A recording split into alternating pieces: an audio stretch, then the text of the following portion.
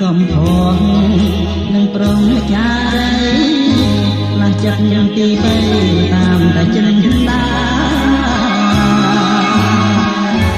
យកស្នាជាលបាឲ្យប្រោះវេទនាថ្ងៃក្រោយពុំមានទទួលវិញថា